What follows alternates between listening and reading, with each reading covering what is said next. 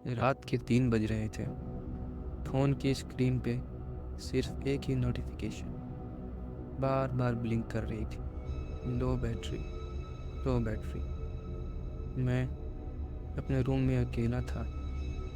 Fan धीरे धीरे घूम रहा था, जैसे थक चुका हो। बाहर गली बिल्कुल चुप, इतनी चुप कि अपनी ही सांस भी शोर लग रही थी।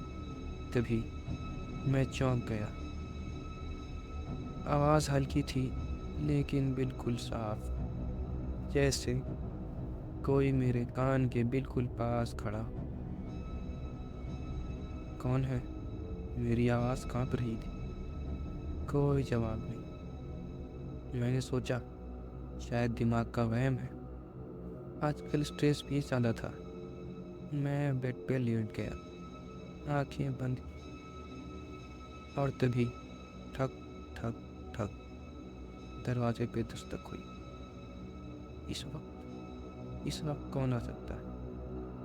मैं धीरे धीरे उठा, दरवाजे के पास गया, पीप होल से देखा।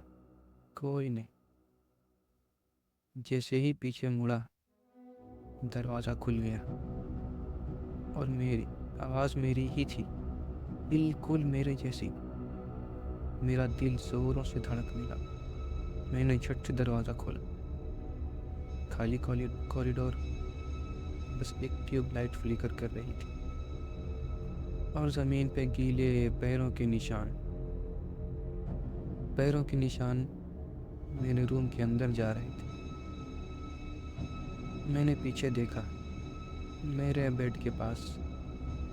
ये क्या बकवास है? मैंने खुद को संभाला। तभी फ़ोन वाइब्रेट हुआ। अननोन नंबर से मैसेज। पीछे मत देख। मेरी सांस रुक सी गई। पर इंसान हूँ, क्यूरियोसिटी आ जाती है। मैं धीरे धीरे से पीछे देखा और वहीं खड़ा था मैं, लेकिन आंखें बिल्कुल काली, चेहरा फैला हुआ, जैसे कुछ महीनों से जिंदा ही ना हो। वो मुस्कुराया। तू बहुत देर से समझा, उसने मेरी आवाज़ में कहा। मैं कौन हूँ?